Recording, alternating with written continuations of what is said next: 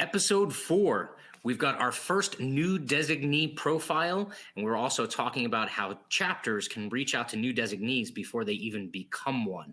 Let's go.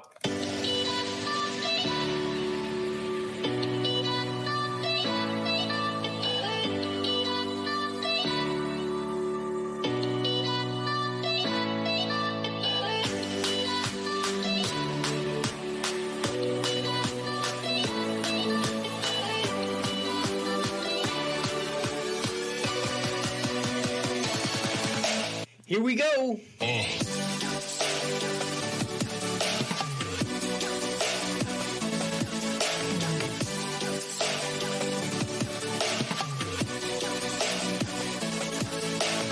We're talking about a lot of these things. We're talking about how to mentor.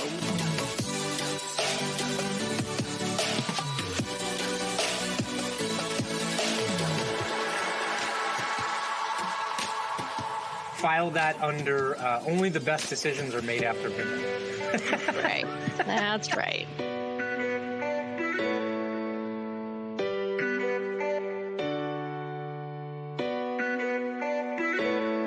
Your network is your net worth. Connect with someone.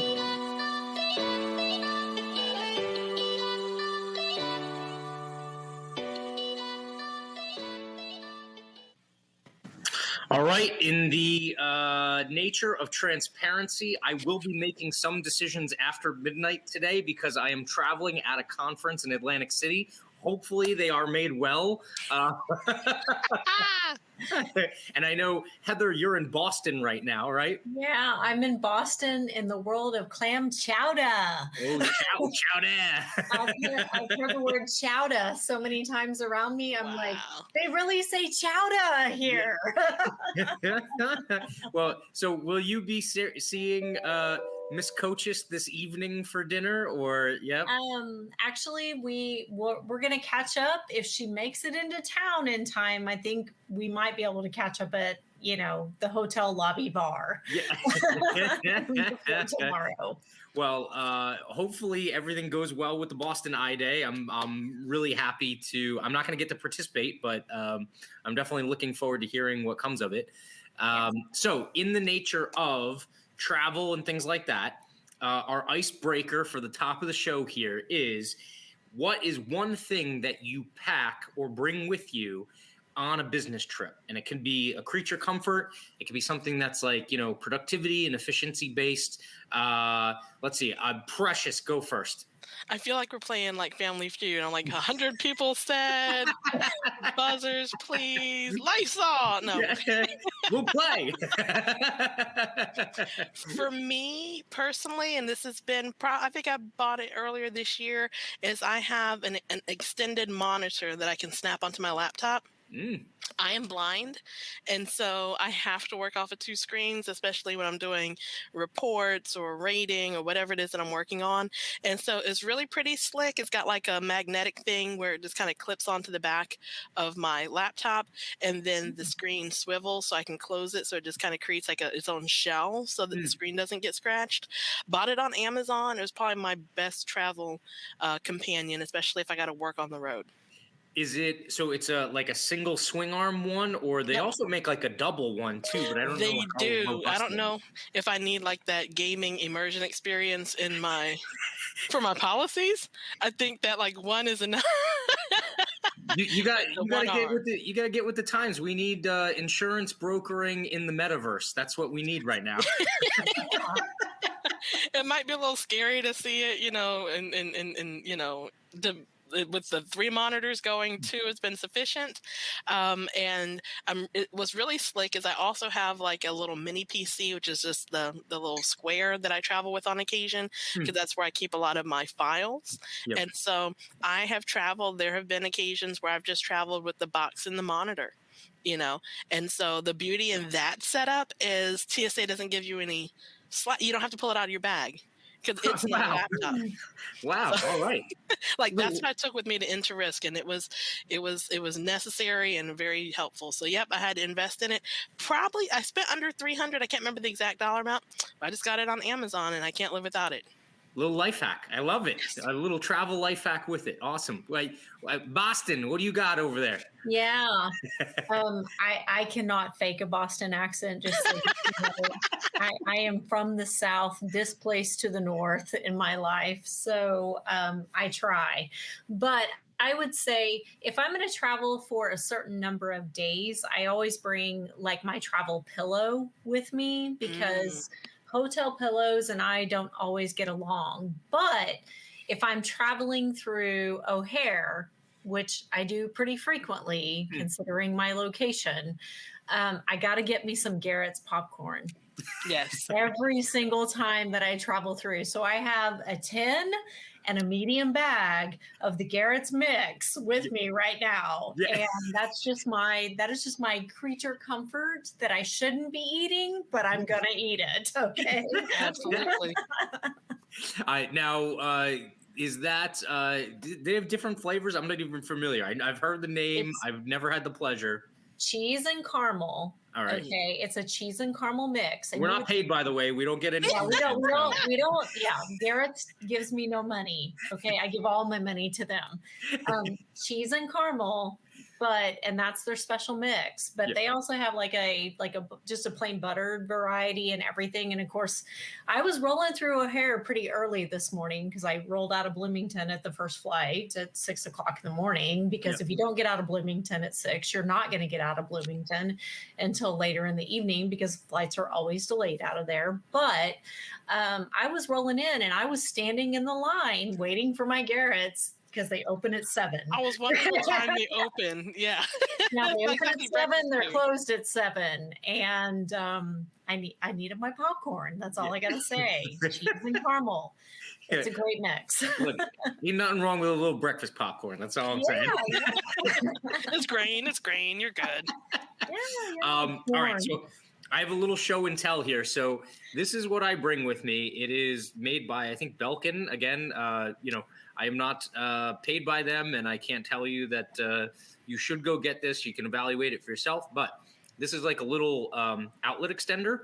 And what's cool is it comes with a thing that rotates. So if you're in like a tight, environment, or your hotel room has like an outlet that you got to like turn it and, or you can't get it in because it's like against the wall or something, this allows you to kind of like move it around and get it to a different location. And the other thing that's really cool is it's a surge protector, and it comes with 2 little parallel port connectors on there too. So you can charge your devices with it as well and not take up an outlet. And that really helps. Like if I am traveling with an extra monitor or something, I have 3-4 cords that I'm trying to manage on top of charging my devices and stuff. So yeah, little fun thing, fits right in your bag, doesn't weigh that much. It's all plastic pretty much. So yeah, little tidbits here. You learn some fantastic things on CPCU Champion Hour. So that's going on the Christmas wish list. Done and done. Yeah. So if you appreciate those life hacks and tips, I'm going to tell you right now to like, comment, subscribe, and share this broadcast to help people get this awesome, groundbreaking information that we're sharing with you right now. And definitely interact with us and let us know how we're doing on the content on the show. We're on episode 4. So let us know how we're doing and maybe what else you would like to see topic-wise, or a guest that you would really love to see us interview. So with that, we are not going to do current events this week because we're leading into holidays and a lot of things kind of slow down and whatnot. We just had a bunch of things that hit off in the society, so we don't want to kind of like rehash those, especially if this episode's going to come out post those things already happening. So, you already know that I days are upon us. Dallas I Day and Boston I Day are literally tomorrow as of this recording. Yes. So if you're going to those, fantastic. If not, definitely catch them next year if you missed them this year. But we are going to lead off the show as usual with the Insurance News Minute.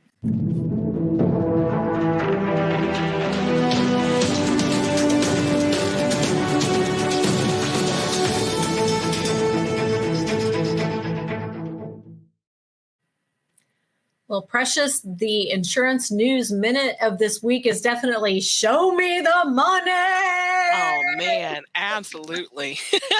Yeah, I was seeing where Swiss Re has seen global insurance market premiums topping $7 trillion in 2022. And I try to wrap my head around the idea of $7 trillion and really realizing that that is larger than the gross domestic product of some countries out there.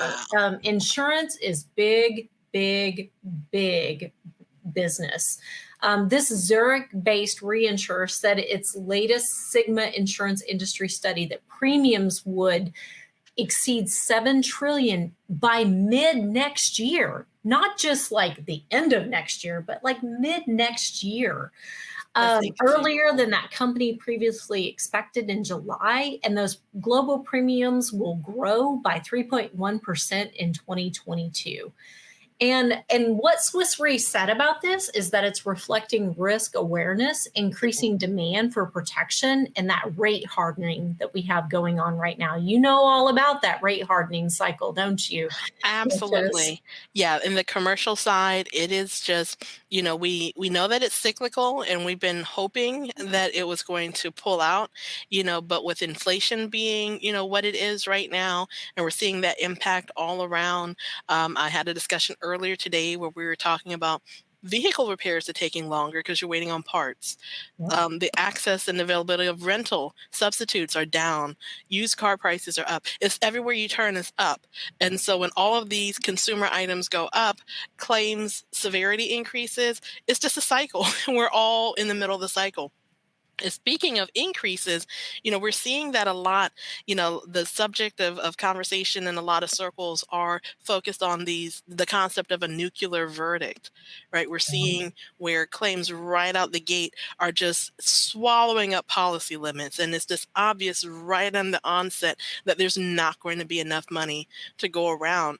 So in that same vein, one of the news stories from this week is from the Astro World debacle that occurred down in Houston a couple of weeks ago.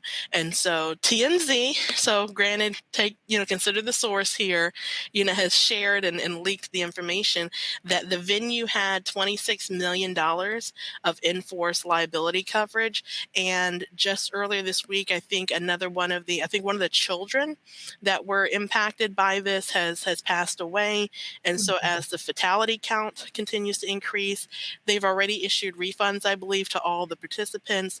There's so many different things that are still being revealed about how this, event came together, some of the precautions, some of the red flags. We haven't seen the end of it yet, but already they're sharing the limits, and we know that even with the claims that have already been filed, that it exceeds what that limit's going to be. So as these full limit and excess limit demands come through, then that goes back into this cycle, this perfect storm that we're in, with the increased costs and the increased claims and the increased premiums. So this is going to be one of those seasons where, as consumers, we have to prepare for those costs because we know that it's coming. As business owners, where your insurance may have accounted for a certain percentage of your overhead, you probably want to add some percentage points to that because it's just going to continue clear into 2022. We're not going to see any relief with these numbers. But yeah, that's the nature of the environment right now. So as producers, as agents, or whatever role that you're in, especially if you're customer facing, we need to have those conversations because they're going to be inevitable. Yeah. Big money, cataclysmic events. I mean, that's insurance all in a nutshell, pretty much. And that's pretty much the insurance news of this particular week. So putting on my insurance agent's hat, I can't not remember the thousands of times that clients or prospects have asked me how many limits, or like what kind of limits should we have? Or on the flip side of that, just give me the basics, right? Like I just want the minimum that I need to in order to kind of, in this case, 26 million wasn't even the minimum for this event. So just keep that in mind, especially like Precious, like you said, if you're client facing and they're sitting there and hemming and hawing over, 5 million, 10 million, 15 million in limits, and the exposure could get that big, don't back down, right? Mm-hmm. Like tell them, make them sign off and be like, we quoted this, you took less, right? That's, being in Atlantic City, like you got blackjack, the dealers got blackjack, I'm going to take less, right? Like, I'll take even money. That's the way it goes, right? But you have to sign off on it. Oh, yeah, these large commercial exposures, if you're not familiar with the concept of building a tower, then now is when you want to figure out what that looks like and how that works, because you're going to have a primary and excess to the excess. And sometimes it's going to take some finesse to get it to where it needs to go. But with special events, a lot of times they may be one-shot policies. Little known fact about like the Astro World Festival, it was held on the grounds of where Astro World Six Flags used to be in Houston. And so that's where kind of it gets its name. There's an album of the same name. But anyhow, this is a venue that holds 100,000 people. Wow. And so those things have to be considered when you're thinking about, yes, it was just a one-shot policy more than likely. Yes, it was a special event, but wherever there's alcohol service, wherever there's late night exposures, the head count, the security measures, all of those things, it doesn't take much to just gobble those limits like Pac-Man. And so that's what we're going to see. And it's sad because that means obviously once the limits tap out, this is how smaller companies fold for less. This is the path to bankruptcy. It gets bad. So we're going to continue to hear more about that one, unfortunately. Yep. And the to your point, Heather, the premiums are coming in, and they're coming in for a multitude of reasons. So it's like I don't know if I would necessarily call it a storm, so to speak, but it is just this like doubling effect or exponential rise kind of effect that we're going through. So definitely something to keep an eye on. Yep. So, all right, we're ticking off another first. We have our first winner of the trivia question of the week, participation swag that we're going to be giving out. But first, I have to roll the intro.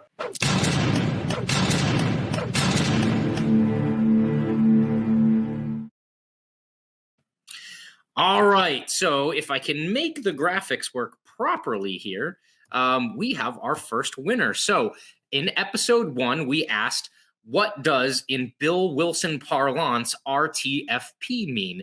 And Mark, and I apologize, Mark, if I'm butchering your last name, but I believe it's Mark Ewert.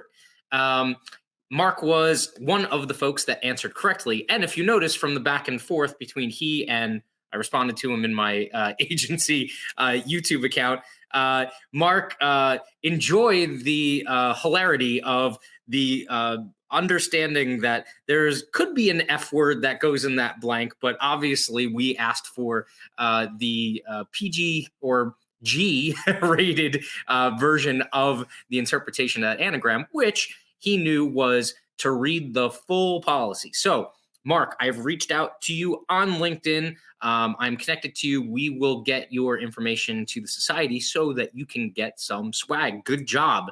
In that vein, if I could stop sharing, we have another trivia question. And so the trivia question this week, because we were just on the tail end of the round, or not the round table, the open basically meeting that had just happened with the CPCU Society leadership and all of the membership. I believe they call it a town hall. We went over a number of different things, and one of those was the new levels of membership that are available to CPCUs, as well as a whole bunch of other folks that can join into the society in one way, shape, or form with different levels and types of membership. And so your trivia question for the week is, what are the 5 different levels of membership that are now available to take part in the society? And so if you will, in the comments below, answer, you can definitely, here's a little bit of a cheat code, go to the CPCU Society website at cpcusociety.org and check up the membership levels. You do not get penalized for cheating and doing your research. You can definitely do that before you comment and take part in this potential giveaway. So, and as usual, I said it once, I'll say it again, like, comment, subscribe, share, definitely help us out. And like I told members of the Leadership Council when we were talking about CPCU Champion Hour and how fantastic it's going so far, I'm always more than willing to pitch in for paying for adult beverages and comping people at different types of events, but I am more pliable to do so if you subscribe and like the video. So if I see you at one of these events, make sure you're subscribed, and it'll be a little bit easier to get a comp drink out of me while we're at a happy hour or a reception. So that being said, let me get Heather back into the mix here. So yeah, do you guys know offhand the 5 levels of membership right now?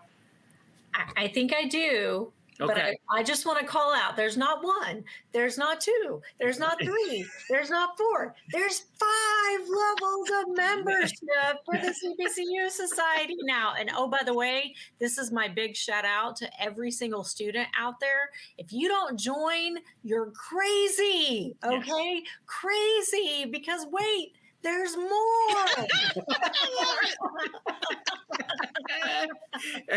Set it and forget it.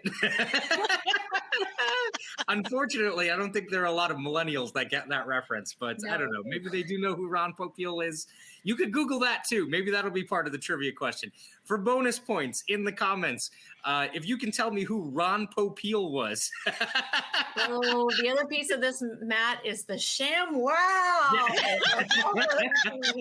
Membership levels that you get. Because wait, there's more. Just shipping and handling. Yes. Oh my gosh, I might have bought a thing or two from a 800 number or two in my day. So yes. I'll tell you, that old saying, like, good decisions don't have to happen after midnight. The same thing is true. When those infomercials hit at 1, 2 o'clock, when normal programming goes off, usually there's not good decisions being made by people that are picking up the phone. And that is why the TV in our era went off at midnight, right? With the national anthem, and the screen went and the like colors fuzzy and everything. All right. With that, I think our conversation has devolved a little bit. With that, as mentioned at the top of the show, I had the pleasure of sitting down with Ruthie Phillips, who is our first new designee that we have that we've profiled on the show as our CPCU Champion Profile.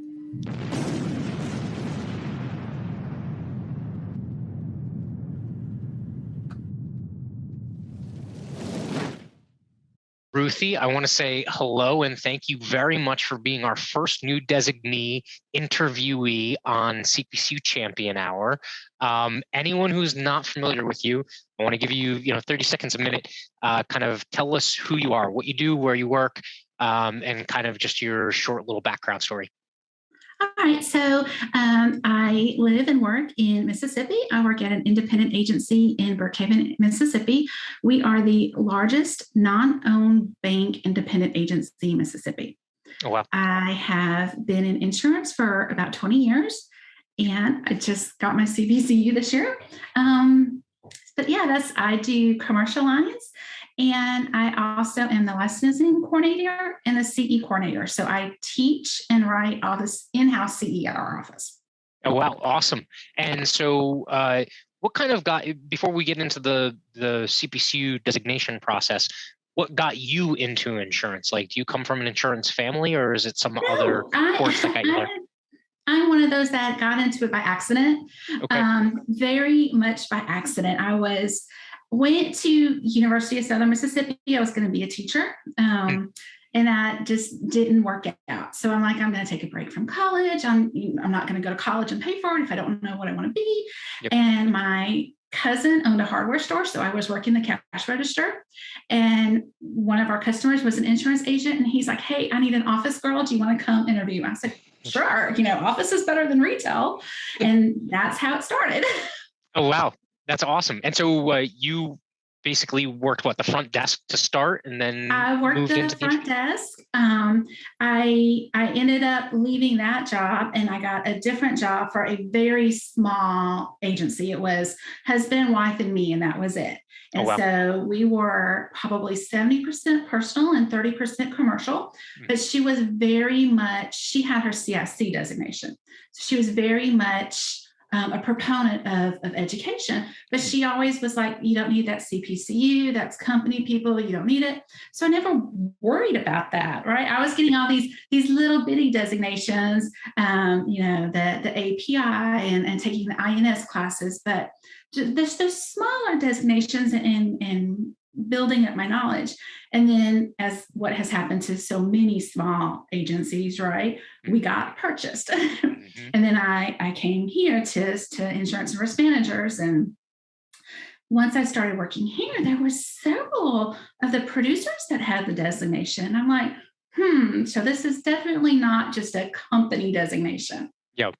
Yeah. And so let me ask you about that really quickly, because there seems to be two very divergent schools of thought, myself being a broker as well, in the brokerage world, between those folks who believe that the CPCU is just like way over the top, not needed too much book knowledge or anything like that, because it's not necessarily geared towards sales. And then there's another subset of the agency folk that believe that the CPCU is extremely valuable when it comes to not just selling, but also servicing clients, or not just servicing, but also selling and bringing in new clients. So how did that kind of play out in the agency that you then became a part of? Was there a split in the agency, or was there somewhat of a uniformity of that, kind of pro CPCU perspective? I think my agency is very pro CPCU. So I had gone to go on, I went back to college and I ended up getting my master's degree in adult education. Oh, congratulations. And at that point, I was like, I know I could write these education classes. We don't need to send people off. I know I can do it. So I went and I talked to my supervisor and I said, I think I can do this. And she said, well, we'll try it and we'll see what happens. And so it worked. It was working, but I was missing something, right? I was doing a lot of research and they'd asked me for a topic and I didn't know about it. And so I started thinking, I said, these producers have this designation and they're really smart. I mean, really smart. And I wanted to be smart. Yeah. So I looked up all the classes I had taken already and what I would need. I used that CPCU tracker that's on the website. That's amazing. And I wrote down like all the classes, all the book costs, all the exam costs. I wrote down this big old huge speech because I was going, that's a costly investment. And I've never asked for something that way. Yeah. So I went to my supervisor and I said, Sandy, I want to talk to you. I want to see about getting this designation. So I laid it all out on the line. I'm just like, blah, blah, blah, blah, blah, blah, all the benefits, the cost analysis I performed, everything. And she was just like, okay, let me know when you want to sign up. And I'm like, what? Yeah. And she's like, you didn't have to do all that. We would have done it. So that's awesome. I love that. I love that you sold them on it, even though you didn't necessarily have to, because you. Yeah, they were totally behind it. The president of our organization, when he heard that I was starting to take it, he went to my supervisor, and I didn't know this at the time. He's like, when she finishes, we're sending her to the ceremony. I mean, just know that that's done. It's 100% paid for. And so like halfway into it, she finally told me that. I'm like, oh, sweet. So. That's awesome. So before we get to, getting conferred and everything like that, I want to ask you about the process of actually getting the designation. You had mentioned that it's a big investment for your employer, but it's also a big commitment for you, right? I mean, that number of tests and things like that can seem daunting. Were you always someone who was kind of like good at taking courses and tests and things like that? Or was it something that you really looked at as a huge hill to climb, so to speak? So I am a nerd. I like to read. I like to study. I do get test anxiety. And where I live, it is almost 2 hours to the nearest testing facility. Oh, wow. So, I have to drive to Jackson. And then, you go to the testing facility and it's worse than getting on an airplane, right? Because they're going to pat you down and do them. So there is a lot of work. But I said, I'm going to use this for my CE update every year. So I said, I'm going to take one a year. So that was my goal. I was going to take one a year, and I was doing that just fine. And then they told me they were going to send me to the conferment ceremony, and it was going to be in Washington, D.C. So I'm going to hurry up and finish because I have family in DC. I can make it an extended vacation and see them. And then COVID happened. Yeah.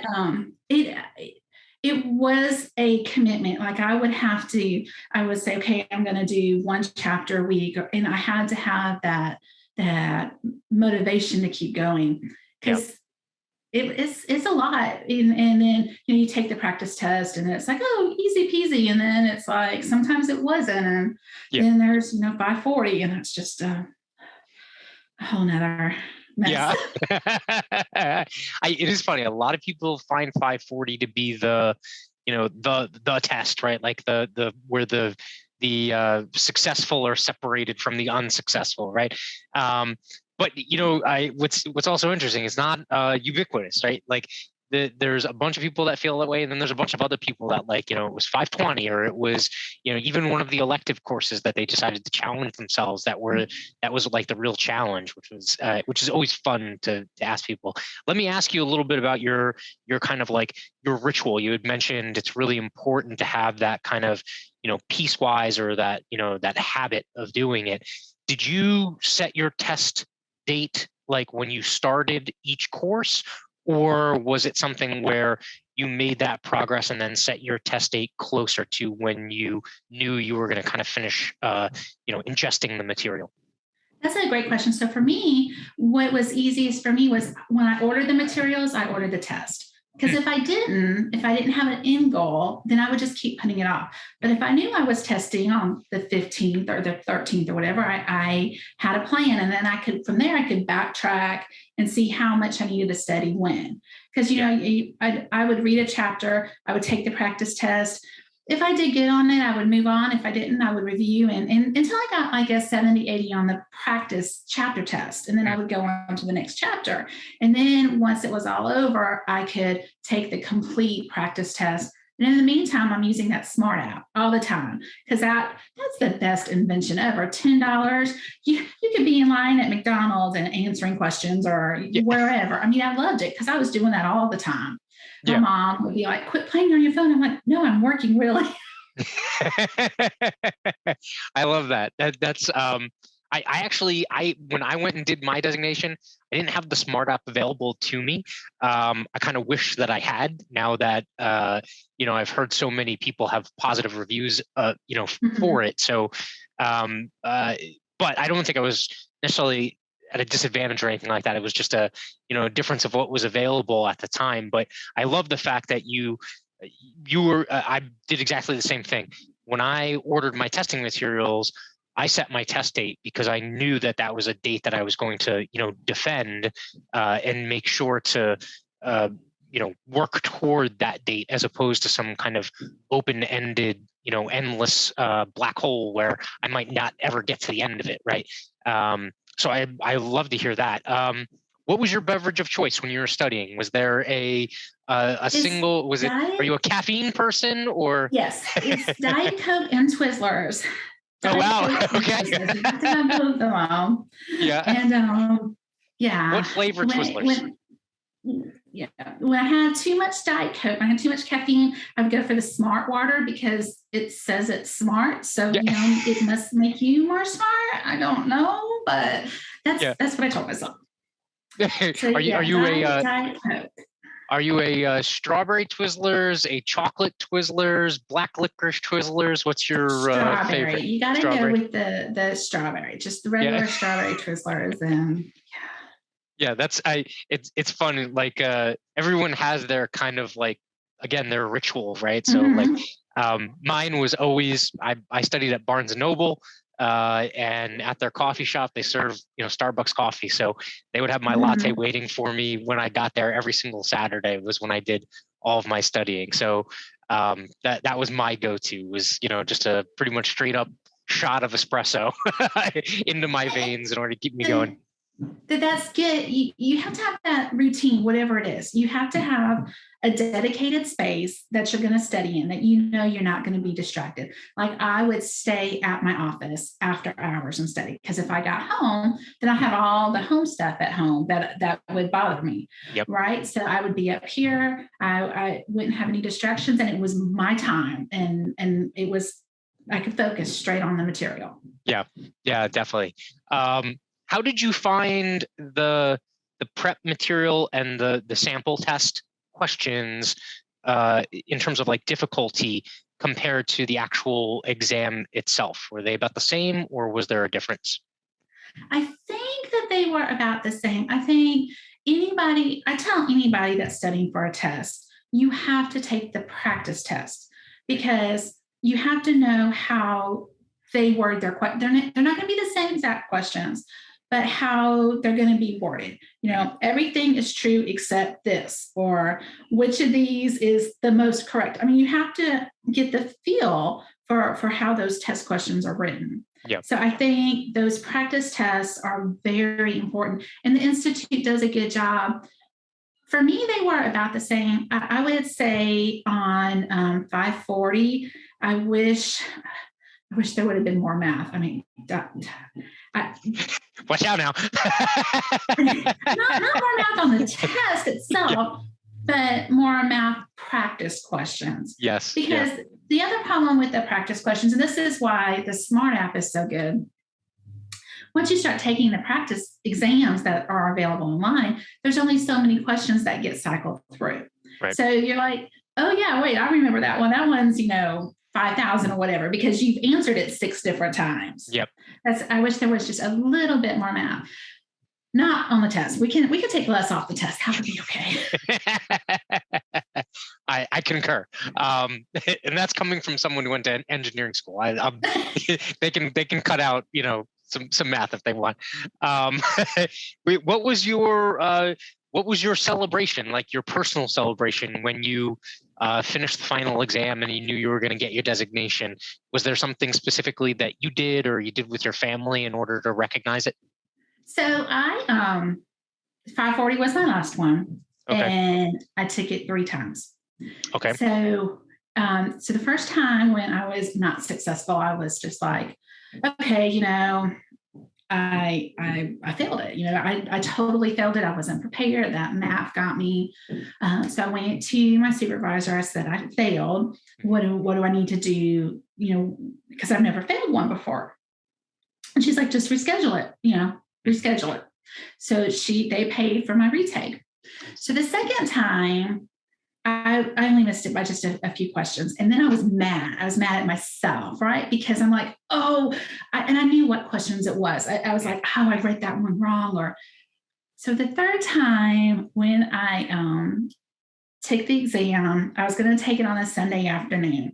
And I had studied Saturday, and I was going to take it Sunday afternoon. And I woke up at 5 a.m. on Sunday. Couldn't sleep. I'm like, I am ready. I got this. I know I'm going to do it. So I'm like, okay. So it was when we could take it virtually. So I came up to the office, and now it's 7 o'clock. Cause I was pedaling around. I didn't want to, rush or anything. So I got up here. I took the test at 7 o'clock. No problems. I passed it. I was so happy. I was so excited. So I called my mom, and she's like, what's wrong? I'm like, I passed. And she's like, you weren't going to take it till 2. I couldn't wait. Yeah.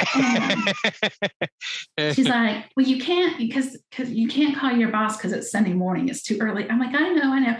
She's like, well, when you get back home, come by the house and we'll go to lunch. Mm-hmm. I said, all right. So then I waited a little bit longer. I called my boss, and she was thrilled for me. Well, when I got home, my mom made my favorite lunch, and there was a cake, and it was really nice. It was super nice. I love that. It's that's also something where a lot of people include their family in not just the final celebration and coup de grace, but they're there throughout the entire process, right? And so I love to hear those stories about how people actually finally, once they've gotten through the finish line, how they choose to celebrate, whether it's, kind of this big grandiose kind of thing, or something as simple as, a family meal and just camaraderie and things. I love to hear that. So in terms of getting your CPCU, you weren't able to go to DC, obviously, because of COVID and everything like that. Right. Did you go to Orlando for Into Risk this year? And what's your experience been in terms of getting conferred as a new designee? So I did go to Orlando. So one is I went to Orlando. My employer paid for everything. Awesome. Airplane, just everything. I just kept the receipts, turned them, and got reimbursed for everything. I love that. Into Risk was amazing. I loved it. So, the owner of the company is like, "Oh, that's just a vacation." And I'm like, "Well, when you're in a CE class at 7 a.m. at Disney World, it is not a vacation." Yeah. Right. So, but it was so great. So one of the things that amazed me were how many claims people I met. Because I'm expecting to meet, the underwriters and brokers and some more agency people like me. But everywhere I turned around, they're like, "Hi, I'm so-and-so, and I'm in the claims, I'm in claims." And I'm like, wow. Yep. That really impressed me. And then the sessions were great. I went to every session I could. My favorite, hands down, was the mock trial. I had never been to a mock trial before. And I got picked to be like they had the trial, and then they picked people from the audience to be on not the jury, but like the jury, like the panel. So we were sitting, I got picked to be one of them. Then we're sitting at the table, and they do the whole trial, and then it's over, and they tell us to go outside and decide what we think the verdict should be. Yeah. So while we're outside talking, they're inside talking, and they're actually saying what the real true results were. Mm-hmm. So we're outside, and there's about 5 of us, and we're going back and forth, and we all agree, we get the same result, and we talk about it, and we go inside, and then a person, we pick somebody to say what we thought, and we came up with what the jury came up with in real life. And it was so much fun. And it was great to get that experience dealing with people from different backgrounds. It was so much fun. Yeah. Now, that mock trial in the past has also been, it's typically a highlight. I mean, it's fantastic because it's out of the norm, right? Like it's not just someone lecturing. It's not just a panel with people asking questions and things like that. You actually get to see, some of the drama, so to speak, play out in front of you, which is fantastic because, when you just read the court decision in a document or something, there's no real humanity there. It's just kind of rote, that's what the decision was. I love to see it play out. So, and what I also love is the nuance of it when, things start off and you're like, well, obviously this is the answer. And then something comes up midway through and you're like, oh man, that's like a curveball. And now all of a sudden, it looks like it might be going the other direction, which is great. What was your experience in terms of the people that you met? Was there decent networking at the event? And how did that play out? Did people, were people inviting and welcomed you in? And did you make a lot of contacts? Or were there things that you think could have been improved? I think it was great. Everybody was so friendly and so nice. It's just like, I'm more of I'm going to sit by myself and be quiet and not reach out to people I don't know. And I was by myself. And then people would see me by myself and they would just like, "Hey, I'm so-and-so, I'm from here, and I'm from here." And it was really great to see it, especially at the night events. We were in Pat O'Brien's and these people are like, "Come sit with me." And then, "Hi, I'm so-and-so from here." It was just great getting to meet all these people and hearing their stories and then hearing what they were going to do next. And that was a lot of the other new designees I talked to. There's just this weirdness, right? You've been studying for so long, and now there's nothing, you don't have, what do you do in your study time? Because it's gone, you don't have something to study for. So what are you going to do next? Are you going to take a break? Are you going to go get something else? And So we talked about all that, and they got where I was coming from. I'm like, it's weird. I don't have nothing to study from. And they're like, oh my gosh, we feel the same way. So there was so much of that networking that was great. And then the area was wonderful. Everybody was just pleasant to be around, and there was plenty of chances to talk and mingle and network and get that communication and make those contacts. Love that. I think that was really great. I love that.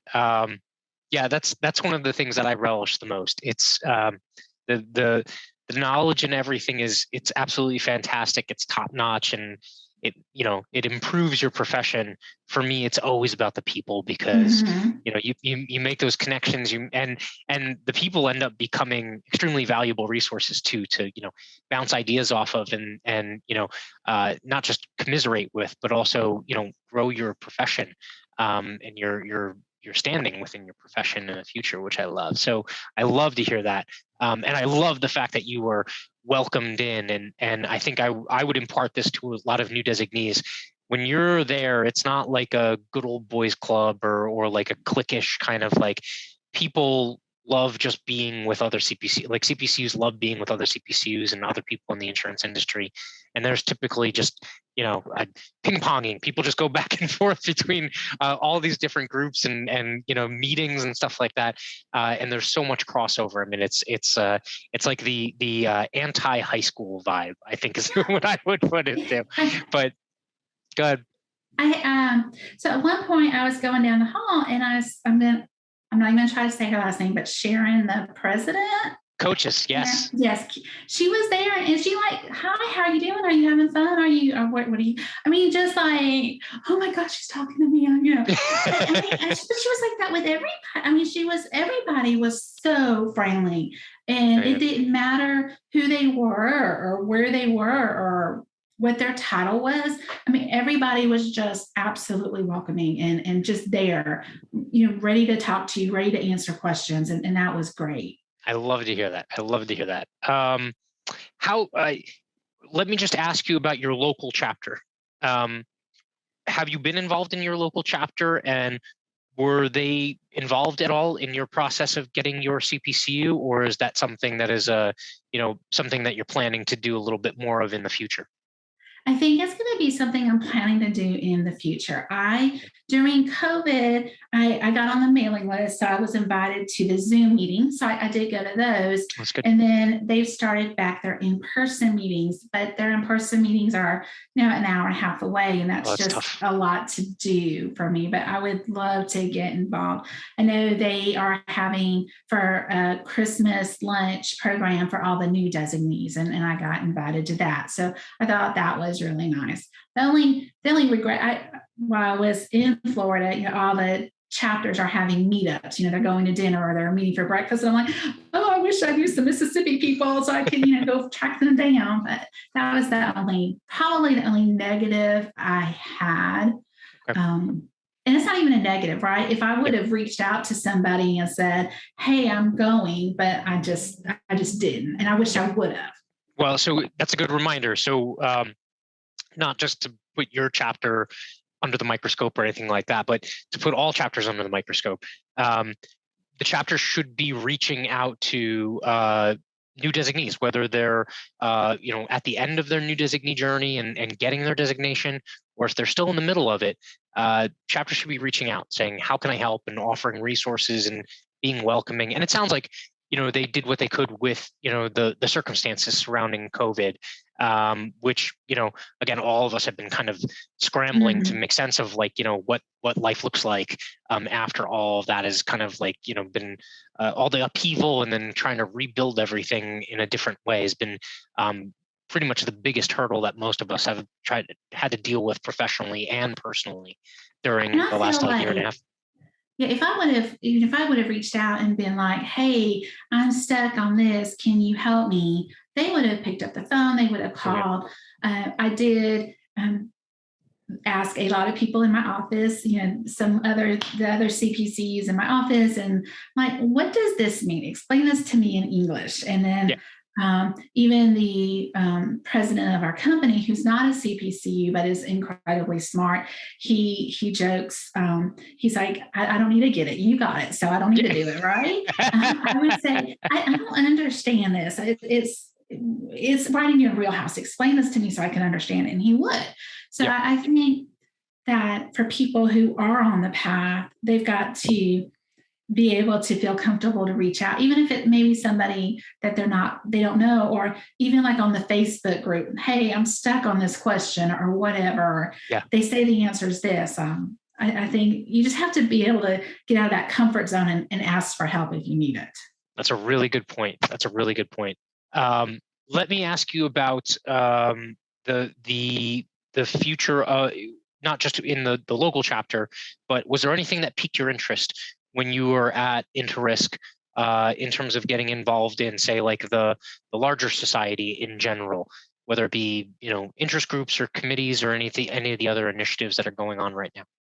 I was really excited about the different interest groups, how they would go around and they would be like, we're having all these different groups. And I guess they just like combined them and some of them changed because I heard people say, well, we used to be this, but we're now this. And so that was very interesting. And then I like how they just opened up all these categories to get new people in, that people who are in insurance but maybe didn't fit, that they could join the society now. I thought that was really great too. I did, so I'm on the website and I signed up for some interest groups and I'm getting the daily emails with the posts, and I try to keep up with that, but I'm really enjoying that, just hearing different things and reading people's different posts and questions. It's very interesting. Yeah, it's like a think tank almost. Like, I mean, a lot of people are on there posing some difficult or sometimes even controversial, as controversial as insurance gets, controversial insurance questions, and as well as the the networking and the camaraderie part of it too, which is fantastic. So I would definitely implore you, like if you are interested, again, reach out and say, hey, what do you guys do? Or, do you have any opportunities? And I'm sure, just like your local chapter, they'd be more than willing to invite you in. All right, let me ask you a couple of questions that are more get to know you questions than CPCU Society questions, more fun questions. All right. So these are the 3 questions that we ask of all of our interviewees. And it's just to get a sense of how diverse CPCUs are and kind of their thinking and their thought process or where they're at in their life. So the first is, what are you currently studying, reading, or it could even be, something that you're binging on Netflix, but outside of, CPCU Society world, what are you currently, working through or being entertained by that's of note? So I love Lock and Key on Netflix. Season 2 just came out. So I've been waiting to at a point where I can watch it, where I can like binge watch a lot of it at once, which is horrible. But I also have those graphic novels, and I'm a huge Dungeons and Dragons player. So I'm always, D&D is awesome. And I've been doing it several years, probably more than I should admit. But I love all that nerdy, geeky role-playing game stuff. I just came back from vacation. In fact, I came back a half a day earlier to do this interview with you, and I was all excited because I got the new Diablo 2 on my Xbox, and I'm playing it last night. I am a video game Dungeons and Dragons girl. I love it. That is my release. Yeah, I can remember the original Diablo, and then when Diablo 2 came out, me and my friends were non-existent for weeks playing those games. So I'm right there with you. All right. If this can be an insurance person, it could be a non-insurance person, but I would like to give you an opportunity, because this is called CPCU Champion Hour, to recognize a champion in your life. So it could be anyone who has been a mentor, someone who's been, an emotional supporting force, or someone outside of it has done something else to, help you along the way, along your path, whether it be get your CPCU or just in general? So obviously, my mom, but besides my mom, I would say Sandy Winborn at my office. She is my supervisor, and she just 100% has my back no matter what. Like, I had to retake 540 3 times, and the office paid for it. And it wasn't a question of, well, we're going to pay for it one more time. It was, we're going to pay for it. And if I needed a cheerleader, she was there. If I needed a shoulder, she was there. If I needed just I'm going to quit and I'm going to give up. No, you're not, just that person that I had in my corner, regardless, no matter what. And she has such a good heart that she wasn't doing it because she was my supervisor. She was doing it because that's who she is. She would do it for anybody. She wants everybody to be the best that they can be. And that's her. That's fantastic. Good on Sandy. Good job. And that opens up a whole other line of conversation that maybe we can have in a future interview, talking about agency culture and what it is to be a good culture to work in, and attract talent and retain it, and the steps that need to be taken. Sandy gets it. Sounds like Sandy gets it, which is fantastic. All right, last question, and this is the most fun of them all, and I'm expecting a really good answer from you because you're totally in this, you're in this lane. Okay, if a movie was made of your life, what genre would it be, and what actor would you want to play you in that movie? Oh my goodness. Okay, so I'm gonna say Sandra Bullock. We're gonna go with that for the actor. I'm torn between either comedy or science fiction. I'm just saying science fiction because what if we can make the Dungeons and Dragons stuff be true? Like, what if I could have a pet dragon and I could keep it on my desk and it could blow fire at people I didn't like? Or, producers that didn't bring you all the stuff that they say they do. And they're like, quote this. Well, I can't quote this building without the square footage. Stick my dragon on them. I mean, that would be awesome. Right? We all need a dragon. A submission QA QC dragon. I love it. That's fantastic. I love that. And Sandra Bullock is, I'm a fan. I love a bunch of her movies and I own a bunch of them. So that's a great choice. Look, I want to say thank you, Ruthie, for taking the time out and for coming home from your vacation early. That's amazing. I feel honored that you cut your vacation short, but hopefully we're able to help some people with this interview, and it'll be you'll get some more brownie points, so to speak, as far as that goes. But I want to say thank you once again. I appreciate it. Thank you so much. Thank you for having me. I loved it. It was great. All right. So something that came up in Ruthie's interview that I definitely wanted us to kind of just talk about for a couple of minutes, because it can really help with some, take-home information for chapters out there, is this concept of chapters reaching out and developing relationships with folks in the insurance industry before they ever become new designees, right? They could be on the path to becoming new designees, or they haven't even started their insurance, CPCU journey just yet. And this is also very much in line with the new membership structure and the new, membership initiative that we're undertaking as a society. So I'm going to put you both on the spot again. This is like a theme for the day. And I'll start with you, Precious, again, just because you're top right in my screen. From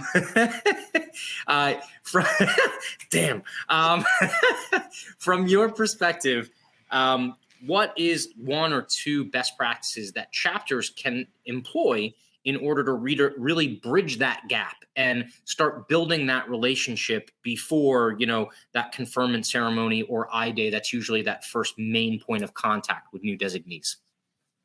I really think that it's important to track who is engaged in your chapter and how many parts, like how far are they from completion? Because I think that's indicative a lot of times of whether or not they would be open to receiving some additional support, guidance, maybe plugging them in with others that are at that same place, struggling with the same exam. There's so many different connection points that I think we miss. We can't wait until they're crossing the finish line to really reach out and extend a hand. I think what is really not quite a misnomer, because it is part of the acronym, right, is the underwriting piece. And CPCU is for so much more than just those going the underwriting track.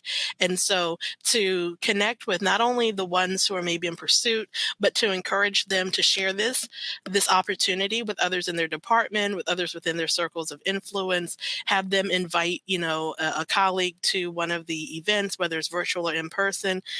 We are community based, that grassroots approach, and that the power of that personal invite is, you can't overstate the impact that has. When people feel seen, heard, supported, and appreciated, then that's where we're going to set that tone of, that's what this community is all about. That's what being part of the society really looks like and feels like. And so giving people the opportunity to have that open house experience, to connect with us, to meet us, to hear not only our CPCU journey, but our professional journey as well. I think that that's where those stories resonate and people find a space and they understand how they can plug in and not just be the recipient of all the great things that we have, but be a contributor.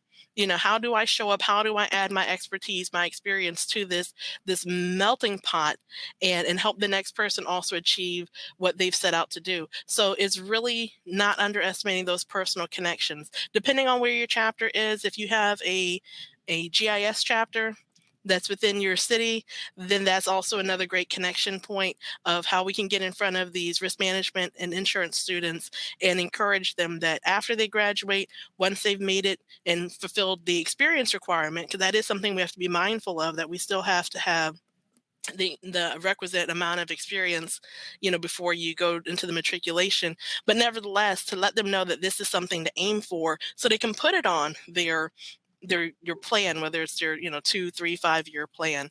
So I really think it's the connection, the genuine connections beyond email blasts. Pick up the phone, introduce yourself to a face that you haven't seen at an event, and really extend that welcome. And I think that's really going to be the key to increasing our retention, because there are those who want the credential for the things that it does for them professionally, but if they miss out on the networking, then that's really leaving the opportunity on the table, so to speak. Yeah, that's a huge point. And I say we, I mean, but collectively as an industry, we bang this drum talking about how, insurance is a relationship business. It's a relationship industry. The same thing applies for your professional relationships that exist within the industry, not just your relationship with, clients or counterparties that you're trying to do business with.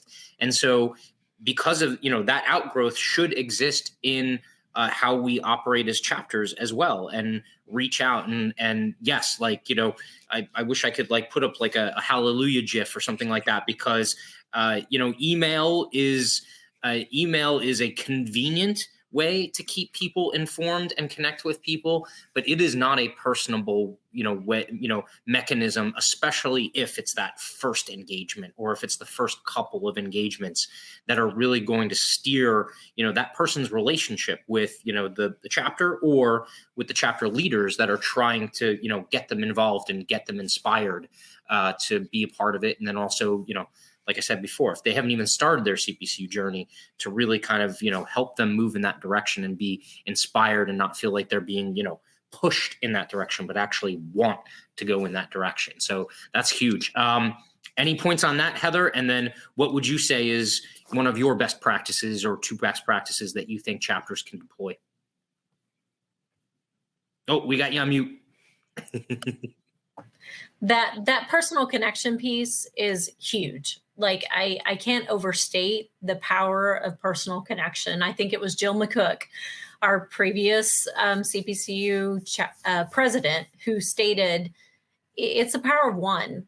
And I would say, personally, from my perspective, reaching out to those who have not like completed their path is like your number one priority as a chapter, because to get as many people on that path and finishing that path is your goal. And what you can do as a chapter to support people as they continue through their journey is the most important thing. But just for perspective's sake, like my chapter typically tries, and this was all pre-COVID items that we tried to do, but we tried to have like a personal connection event in the summertime for individuals who were either a new designee or were what we considered to be candidate members of the society or our chapter.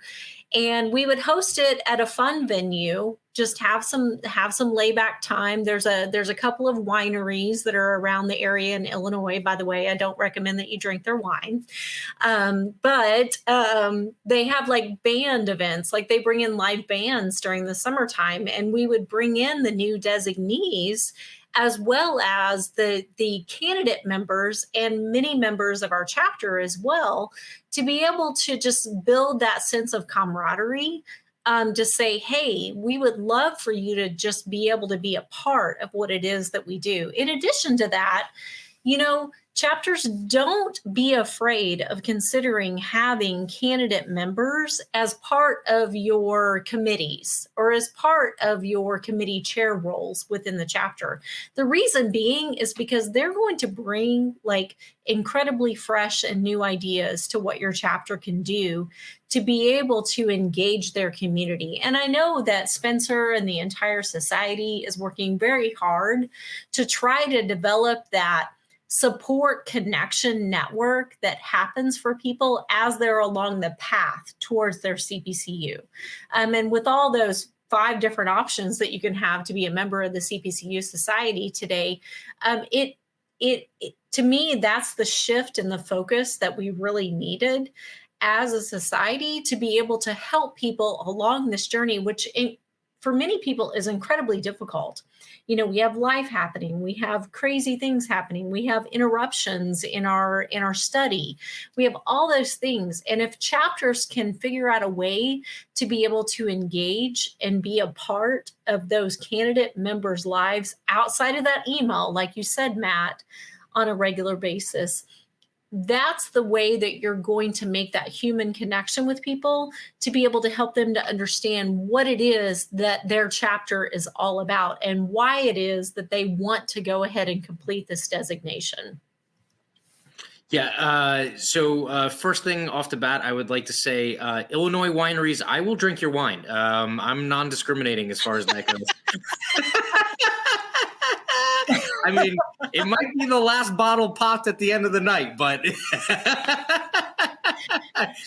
maybe I'm a wine snob, but it tastes like over-flavored Kool-Aid most of the time. What's funny is with the holidays coming up, like with Thanksgiving and things like that, I'm always taking stock of like what we have, right? Especially because I think a lot of people are talking about shortages maybe and things. And so I was taking stock of, the wine inventory that we have. And I always have like the first couple of bottles that I want to make sure that people drink at the beginning so that they actually appreciate the quality of them. And then I have all those bottles that I'm like, okay, after it's okay. We can have whatever then. Yeah. So before I throw my 2 cents, or it's probably less worth than 2 cents now, into this mix, Precious, does Dallas do like a mixer meet and greet, or I mean, obviously outside of COVID world, have you guys done anything like that in the past?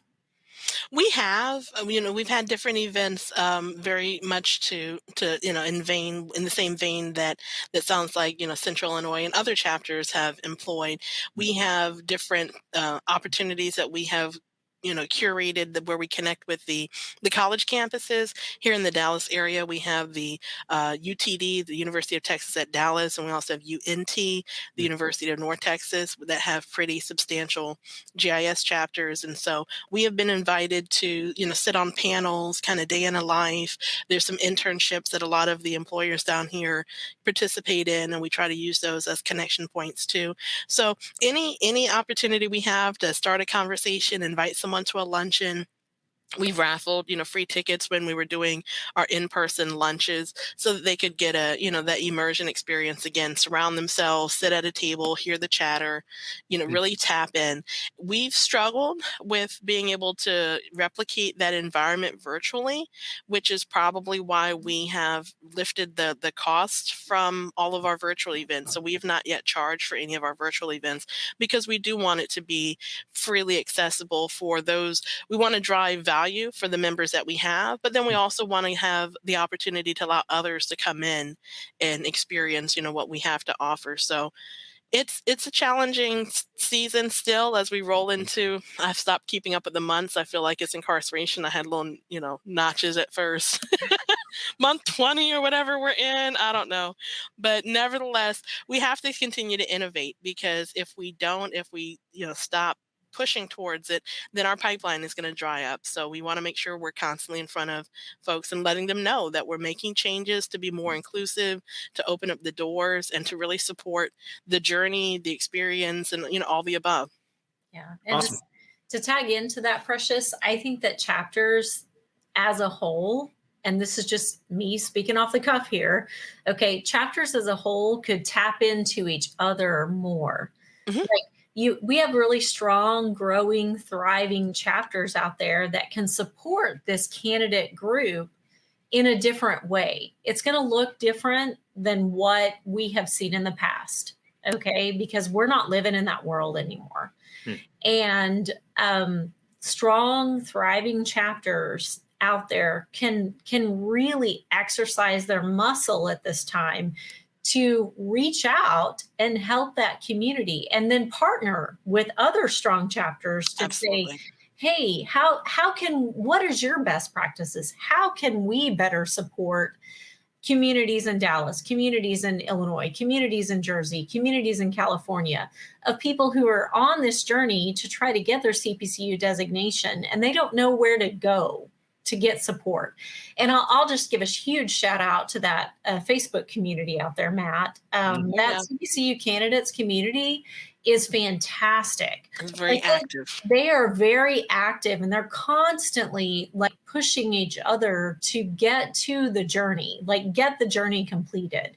And they celebrate the fact whenever somebody else in the community makes it to the end. Yes. And what I appreciate so much as well is that there are so many CPTUs out there that engage in that community and say, I'm going to also say, congratulations, but hey, I might jump in and answer a question that somebody has at some point in this candidate community that's out here. So continue to leverage those things as well. Make sure that your candidates are actually aware of that community.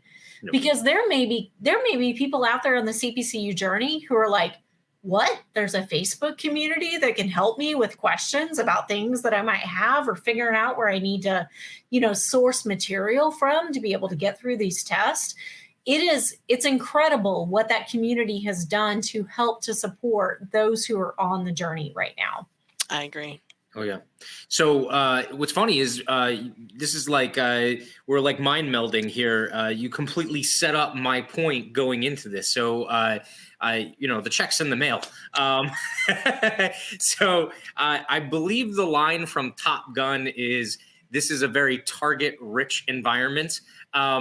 If whatever you're doing, obviously we won't talk about what they were doing in that movie, but whatever you're doing, especially if it's sales or recruiting, or you're trying to build brand and market and stuff like that, you have to go where the potential customers are, right? Or the potential clients or the targets are, right? And so you need to reach out to them. They're not going to reach out to you, or at the very least, it happens rarely. You're going to have to make that contact. And so go where they are. So senior level CPCUs have been in that CPCU candidate Facebook group for some time, helping provide insights and tutelage and hacks and tips and things like that all along. The same thing applies outside of cyberspace, right? Or in real life, for what most of us would consider real life. If you know of a company, an insurance carrier or an employer that's in your area that you would really like to have more of their employees active in your chapter because they have a big footprint there, find out what their employees are doing. a lot of those carriers are going to be going to certain like nonprofit events or charitable events. They will have a team with shirts and stuff like that. Have the chapter go to that event. Okay. Or help, tag team. If you're a small chapter and you don't have like enough money to throw at it, or you just have a couple of people, ask if you can tag along, right? Be involved in that, because the other, and I feel like I'm teaching like a sales course right now. The other, habit of good salespeople is they take an interest in the things that their prospects take interest in. Absolutely. So, again, if that's, if the company's big on DEI, if the company is big on whatever, disaster relief or something, right? Go where the targets are and make yourself, a part of that positive push that they're trying to make and that contribution. And it shows that you give a crap. Like that's another really important thing. So many people nowadays sell based off of, you as the potential customer get the feeling that all you are is a mark, right? All you are is a target or the next transaction. Okay. It's the people that sell or build relationships by really caring and showing that they care and backing it up that end up being really successful, especially over a long period of time. All right. I'll get off my soapbox with that. So this was an awesome episode. Our first new designee profile. We talked about some awesome take-home tips, both in terms of travel hacks, as well as in terms of getting chapters to be able to bridge that divide and build those relationships before new designees or even new designees. Do you two have any final tips, tricks, or comments on any and all of that we included in this huge episode? No, I would just absolutely reinforce that relationship piece with people who are on the journey. And the reason why that's important is because we feel as a society more isolated today than we ever have before. And that's just the nature of the world that we're living in. But it's only because we look at this new way of interfacing with other people with like shock and awe, like it's something weird and we're not sure how to do it. There are ways to connect with other people, even if you can't meet up at a local event or meet in a location. The old-fashioned writing a note to people, if you had candidates who got a keep going note in the mail from their chapter president, which, by the way, that's my charge next year, is to write all of those to all of our candidates and all of our new designees once they make it there. But write a note to say, keep going, or I'm here with you in this journey. Let me see how I can connect with you. Oh, by the way, we have this many members who can help you with your journey. That means so much. I got a letter from somebody in the mail that I haven't talked to in years now, because we've been, I can't count the years anymore. It's precious, just like you said, it's like wild because I don't get how much time has passed right now. But I got a note in the mail and I was just like, oh my gosh, she wrote me a personal, like, I'm here for you kind of note in the mail. And that meant more to me than I have ever even recognized. And that's something that resonates across generations as well. I don't care what age you are. Precious, your son would probably appreciate a card in the mail from people, and he's 8, right? Oh yeah. So it's a whole other world when you establish that personal connection, because then they realize, oh my gosh, somebody's invested in me beyond sending me a canned email that fills in my name in a subject line somewhere. So encourage everybody to take that personal touch with their candidates, especially because we need these people to build what it is that we want to do in the future with the society. 100%. I'll give you the last comments, Precious. Yeah, so I did want to acknowledge, thank you all again so much for tuning in, tapping into this program, showing us all the support, sharing it, like so subscribing, commenting. We've got a lot of inquiries and a lot of, attention, and we definitely appreciate that. Specifically want to shout out and remind everyone that this isn't just a local chapter or even just the states. This is a global community.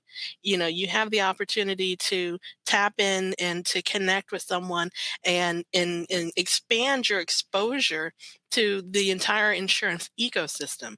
So whether you work for a carrier, for a claims and adjusting firm, or whatever the case is, I have yet to find a CPCU who has not been very generous with time and knowledge. So even to ask someone, what does that look like? Like, what is a day in the life of? How has this advanced your career? Everyone has a story, everyone has a journey.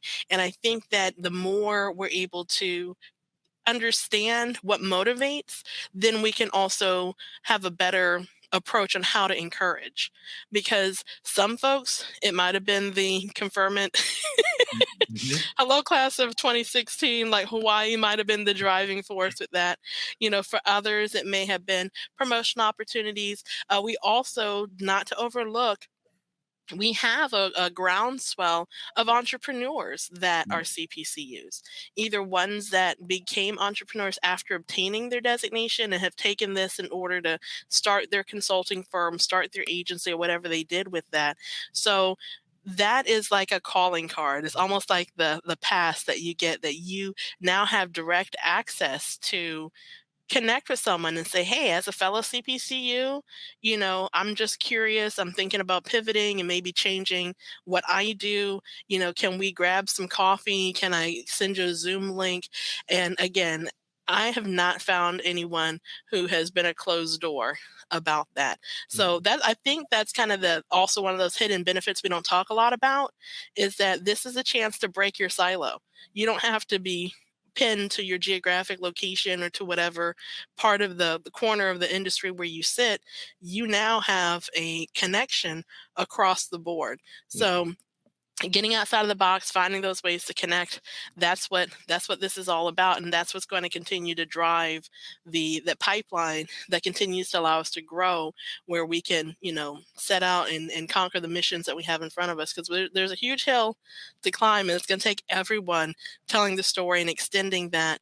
There's no one this isn't a spectator sport anymore. We all have to do our part. Awesome. Yep. No, 100%. Again, I wish I had like the preacher, the hallelujah Jeff, in order to I'll play send you tambourine.